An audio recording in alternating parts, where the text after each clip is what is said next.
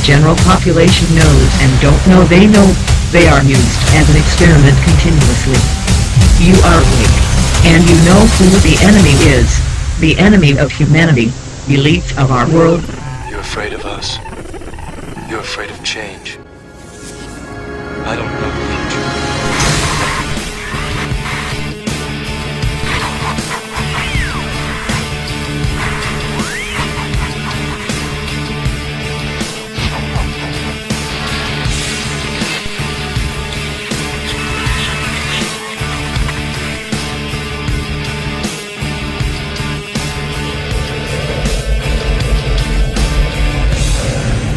We are anonymous. We are legion. We do not forgive. We do not forget. Expect us.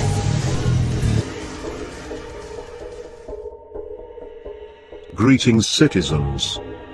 Palantir also regularly wipes info on the web, but it's a dangerous force that needs awareness. Peter Thiel's CIA-backed data mining firm Palantir honed its crime predicting techniques against insurgents in Iraq. In November, the Combating Terrorism Center at West Point received the Sinjar records.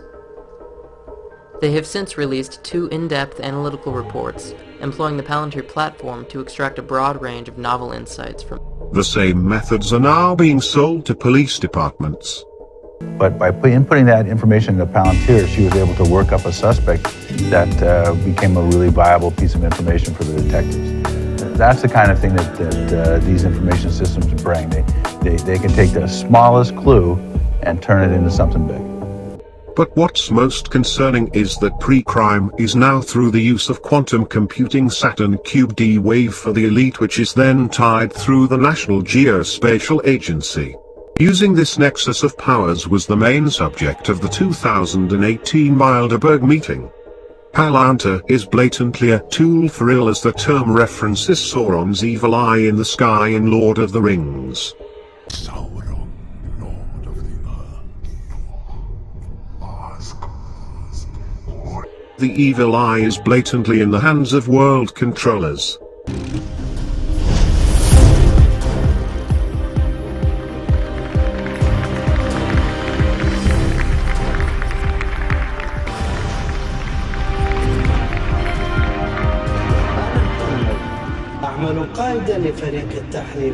Palantir does not have an office, it has a SIF on a back street in Palo Alto, California. SIF stands for Sensitive Compartmentalized Information Facility. These networks are air-gapped or separated from the collective internet. The National Geo-spatial Intelligence Agency via Palantir and D-Wave watches everything you do and predicts what you will do next, with the overarching idea of controlling the masses. However, it's important to make the distinction between imagery intelligence and geospatial intelligence. Even though geospatial information can receive its source materials from satellites and remote piloted vehicles, just like imagery intelligence, GeoInt also receives its materials from other sources, such as elevation data and infrared and vector maps. All the data GeoInt incorporates allows analysts to understand the environment without actually having to set foot there. Ground corrective telemetry software looks right everyone at eye level through any barrier given wavelength variety. It's like these super forces are standing right in front of you. And the NGA has all data from all other intelligent agencies. These guys are following your data and literal using footprint Palantir augmented by D-Wave quantum computing. And again, the intention is dark, as the CIA and QTEL D-Wave takes Saturn Cube cult form. NGA with D-Wave and Palantir siphons all independent intelligence agency, while each surfaces with their own pre-crime predictions based on their dataset.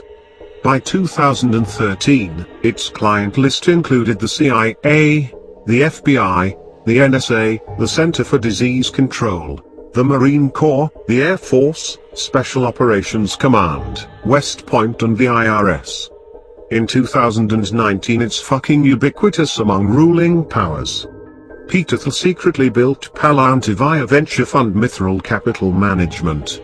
Another Lord of the Rings reference is telling us it's Sauron's evil eyes idolizes, to launder the $444 million setting up the Minority Report juggernaut. Mithril also funds Oris surgical robots, which Thiel worked at the last 2018 Bilderberg meeting to make quick work of body sympathico-subdermal technology. These look like little organic robots, like nanomachines. Thiel also moves anonymous money through the Founders Fund. When you realize that this high tracking capability is literally outthinking and outwatching human capacity, the second red pill hits. Sauron is not here to watch you, that's a side effect. What they have been working towards with key members in Tavistock like John Rawlings Rees since before even the OSS is mind control. Headed by John Rawlings Rees, creator of the Rockefeller Foundation funded Tavistock and the British Army's chief psych warfare expert during World War II. Mental hygiene went global, and a massive conference was convened in London in 1948.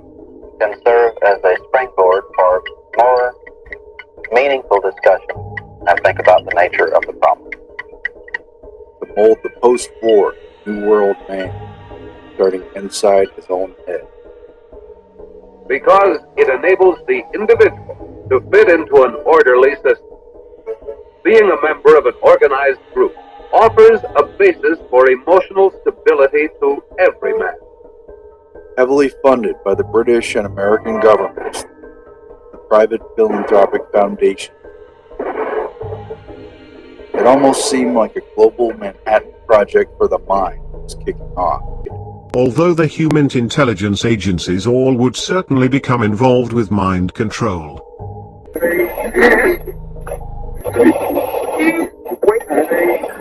Now, can you tell me if there's any change at all?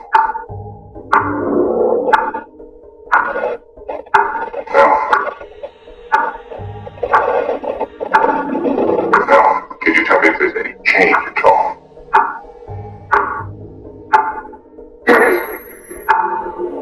Now, can you tell me if there's any change at all? Now, can you tell me if there's any change at all? Now, can you tell me if there's any change at all? Now, can you tell me if there's any change at all? Now, can you tell me if there's any change at all? Can you tell me if there's any change at all? Truth Media illustrates a good backdrop of where we actually are. Alan Dulles, who with brother John Foster Dulles laundered Nazi elites into 750 leading companies in America before the war was over, even via law firm Sullivan and Cromwell, then went to take over the CIA and his brother the State Department as they turned their beady eyes towards the mind control. Using Nazi and Wallenberg experiments, they moved all the necessary Nazi scientists to the US through Operation Paperclip. Stalin was killed so US and Soviet brainwashing procedure could advance unhindered. Convene with the ideological successors of Pavlov, who were working on the, quote, mechanization of the central nervous system. For years, Stalin had forbid cybernetics in the Soviet sphere, despite its origins in the physiological labs where Pavlov studied dogs. However, Stalin's conspicuous death in March of 1953, just 1 month before the official start of MKUltra, had opened the door to both Soviet and world cybernetics.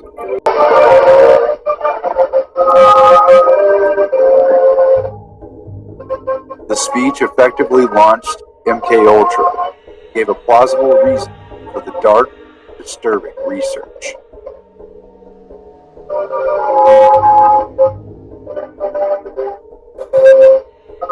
Dulles would sign the memo, creating the CIA's most notorious secret research project just 3 days later, and ironically only a few weeks after the death of Stalin, who had ruled Soviet Russia for 25 years with an iron fist.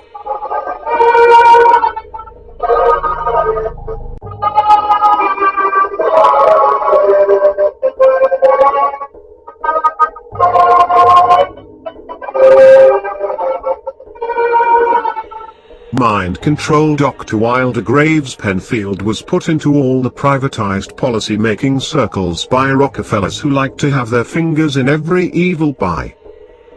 The Rockefeller Foundation spent more than $1.25 million to create McGill's Montreal Neurological Institute, and recruited Penfield to head it, after ruling out basing his controversial research in New York.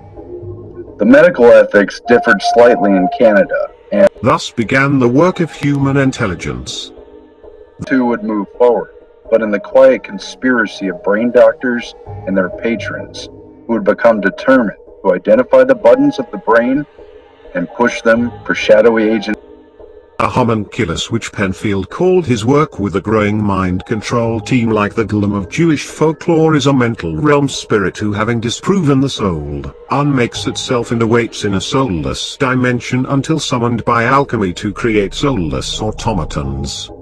This mind control was then honed through experimentation with mental patients initiated by Harold Abramson, known as MKUltra. OSS and CIA asset psychiatrist Harold Abramson, who worked on top-secret chemical warfare projects at Fort Detrick, some of which were co-sponsored by the Macy's Foundation itself, and who would run multiple MKUltra projects involving LSD experimentation. The Fort Detrick site, after being the MKUltra base, was used by Rockefeller's Club of Rome ties in the creation of AIDS, which we covered in another video.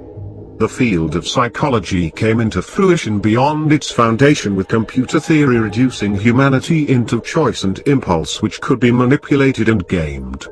The statistically aberrant minds became a double target, isolating increased pathos for manipulation while also eliminating the very ones who would not respond to common manipulation. The common code between the communication of the nervous system and the computer's binary processing language. They wanted to show the effect of the physical world on the mind in statistical terms, data, input, output.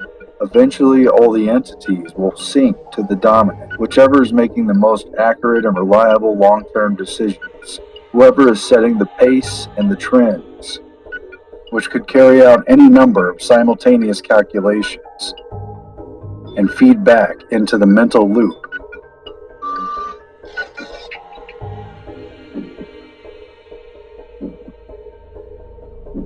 Von Neumann creating the initial computer architecture after its World War II invention by Alan Turing.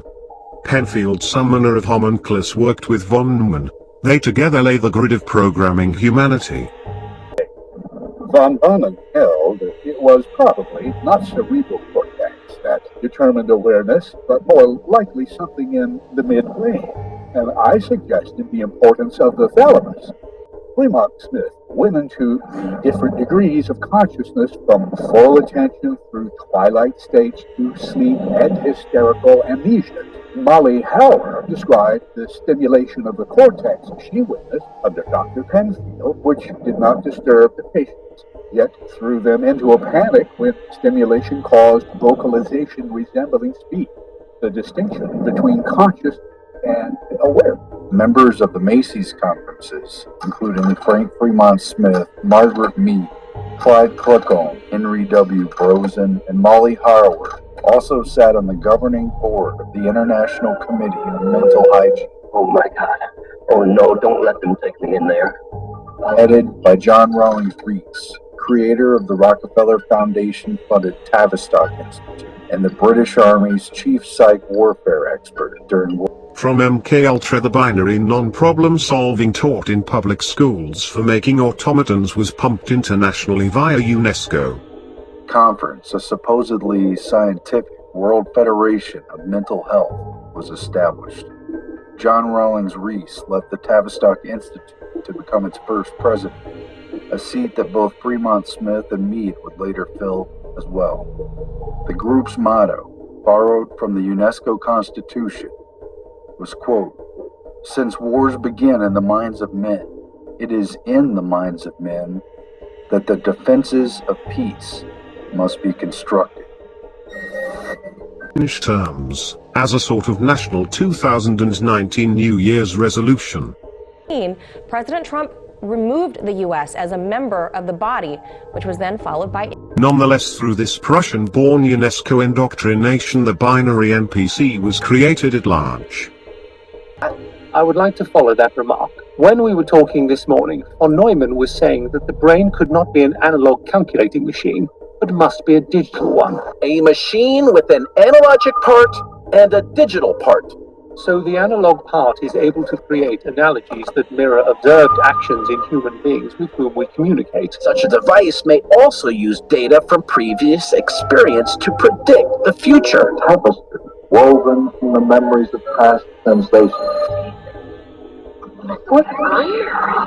Oh, I can't tell where this is going. Curiouser.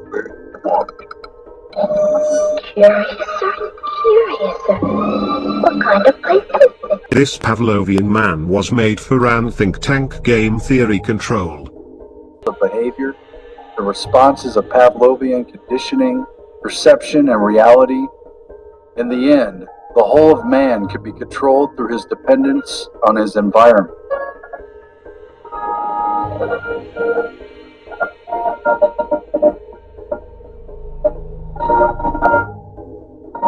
It wasn't long before environmental controls were traded for direct internal control.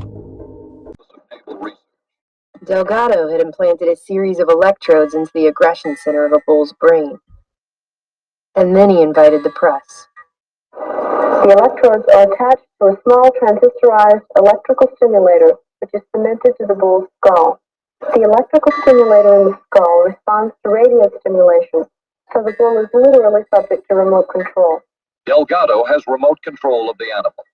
When the remote control apparatus is operated and the bull's caudate nucleus is stimulated, the bull becomes non-aggressive. They made animals stepping stones like mice. A new window on the brain was opened in 1953, when a rat fortuitously evidenced a neuro-rewarding effect. By returning to the place where he had been when an electrical stimulus was applied to the brain via chronically implanted electrodes. In terms of conditioned behavior, this electrically induced reward became an end unto itself. In 1954, Olds created a reward map of the brain featuring locations where electrical stimulation caused mammals to come back for more. Human and animal experimentation continued with ever-increasing money and resources. Reportedly offended at the abhorrent suggestion, he was quoted in dozens of papers as saying, "I took the stand that if I wanted to be a spy, I'd be a spy. I wanted to be a doctor and practice medicine." But in reality, Dr. Robert G. Heath had been investigating the effects of mind-altering surgeries and substances for the government since at least 1943, when as a military psychiatrist and chief resident at the Neurological Institute in New York tied to Columbia University, he performed experimental leucotomies and tested ergotamine tartrate, a precursor to LSD derived from ergot, on war-weary, psychologically stressed merchant marines. Dr. Robert G. Heath, who joined the MKUltra team, quickly graduated from induced suggestions to hardware implants. Although there is little evidence that Heath's experiments were actually therapeutic. By 1952, Dr. Heath had already outfitted nearly 24 mental patients with semi-permanent electrodes in their brains. Teamed with CIA secrecy, Dr. Heath added drugged stupors to implanted electrodes. Perhaps not so coincidentally, Tulane University reportedly signed off on a facility security clearance for Heath's entire department afterwards. Other Army experiments continued on mental patients around the country. Work done at the Tulane Medical Center in New Orleans involved several drugs, hallucinogenics, and electrodes implanted in the brain. FOIA documents would later reveal that Heath also took a CIA contract in 1955 to study the effects of the drug bulbocapnine, allegedly being tested by the Soviets to induce stupor and break willpower. Freud's whole shtick was based on pleasure and pain, and as psychology grew, the government's secret school of psychology completely controlled these drives. We quickly learned that they could mitigate pain or induce a deep-seated pleasure or even sexual arousal with the push of a button. That's number 2. How do you feel? You're trying to tell me how it excites you, right? Oh, I think it's someone on the sexy button. They controlled fear and rage. By placing electrodes deep within the brain, investigators, including Dr. Jose Delgado of Yale University, have located precise regions that activate emotions such as fear and rage, and basic drives that as hunger and sex. And from their full social control on largely negative pressure points. And Delgado had virtually mastered an elaborate program of behavior modifications which he demonstrated in his monkeys. The motor cortex is probably like a large keyboard, able to play the strings of muscular contraction and to produce movements. In his Geo laboratory, Dr. Delgado has gone even further. By pushing a button, he controls life in a colony of monkeys. He can direct their behavior and change the neatly ordered structure of their society. All these controls have been accessible from remote distance since near the beginning. That Delgado was able to reliably provoke a single monkey into carrying out a complex series of 12 actions that led to attacking a rival monkey. When a computer-programmed signal was sent to the monkey's stimoceiver, the monkey predictably carried out the same sequence of actions in the exact same order every single time, 20,000 times in a row. And from a remote location, human could be reduced to emotional rubble in mere moments. From about 200 other points, ESP produced unpleasant reactions including anxiety, sadness, depression, fear, and emotional outbursts. A female patient reported feeling threatened, that she thought something horrible was going to happen, a premonition of imminent disaster of unknown cause. With total government funding, an excuse had to be made to do experiments on massive amounts of people, so the largely mythological concept of mental illness was born.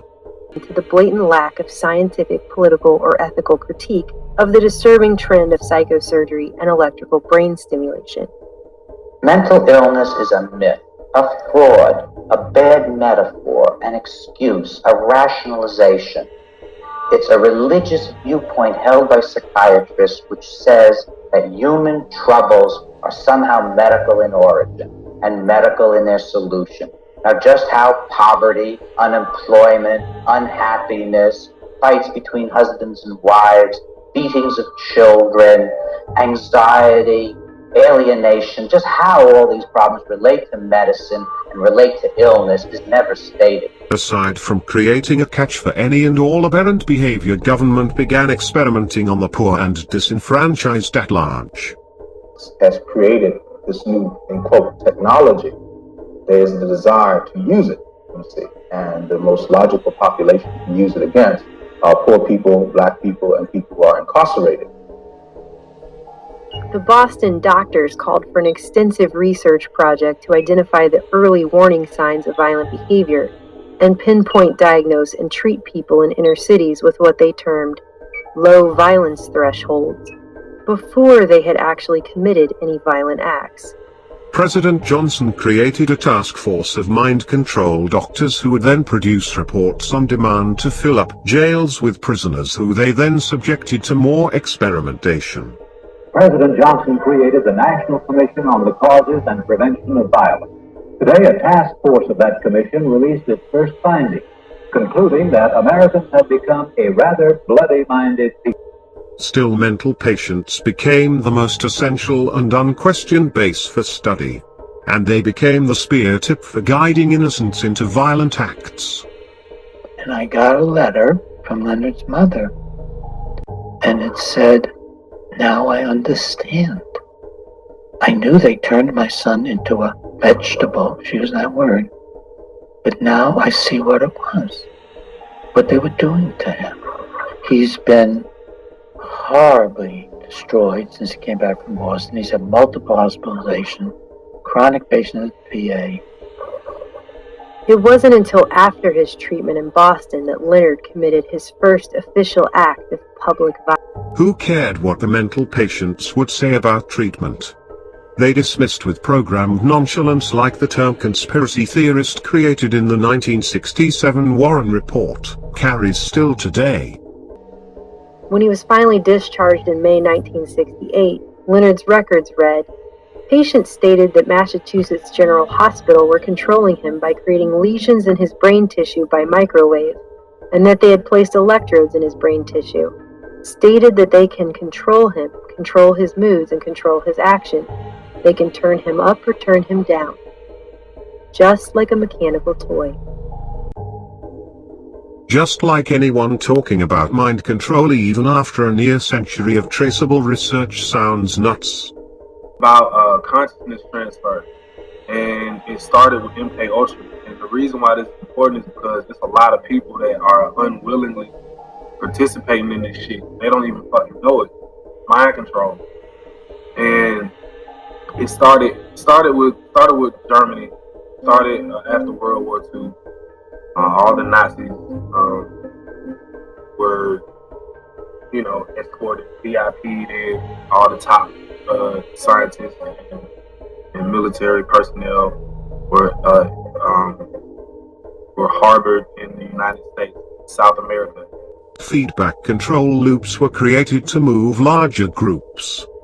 If one could modify the way the brain processes signals, one could program the brain, the behaving entity, just like the equipment in missile control rooms, and just like the experimental animals who'd been conditioned to perform predictable behaviors in the lab. Mind control from these programs aficionados like Dr. Louis Jolyon West would go on to program all the greats of the last millennia. Under the medical direction of Dr. Louis Jolyon West. Dr. West spent his entire career first in the military and later in academia, researching all manner of behavior modification, everything from cults to communist mind control techniques, dissociation, hypnosis, sensory deprivation, hallucinogens, for which he attended cybernetician Frank Fremont Smith's Macy's conference on LSD, social engineering, and more. Jared Kushner is now in bed financially with Peter Thiel and Peter's Palantir hooked up to D-Wave, and the NGA bouncing off 5G towers is a new level of remodification so elegant, so wickedly great, the NPC memes can't do the mind control justice. CIA mind control experimentation continues today despite the plethora of information worked for the last century. Reveal that mind control techniques using drugs were also used on prison inmates at the time, with agents using experimental drugs on prisoners who had been hospitalized. The drugs were administered forcefully and without consent from the subjects, with the goal to reduce inhibition to revealing self-incriminating information during interrogations while the inmates were awaiting trial. The documents also detailed the CIA's interrogation practices. Forms of physical, psychological, and mechanical torture included everything from threats to drugs that cause pain to truth serums that were forcibly used on subjects. And this information is now being worked to program from the womb. Dr. Cameron wanted to erase, rewrite, and program the mind and the person with all new thoughts and behaviors. And he used CIA and Rockefeller Foundation funding to do it. Cameron wrote, this was the way to make direct, controlled changes in personality. Is that what you were in? All this tech makes more sense when understanding the wealth of mind control data that so-called pre-crime is actually used as behavioral controls that already operate with a social credit system not unlike China. And a control on a neural level beyond the public's capacity to understand. We are not Jesus. Nor do we have Alzheimer's. Expect us.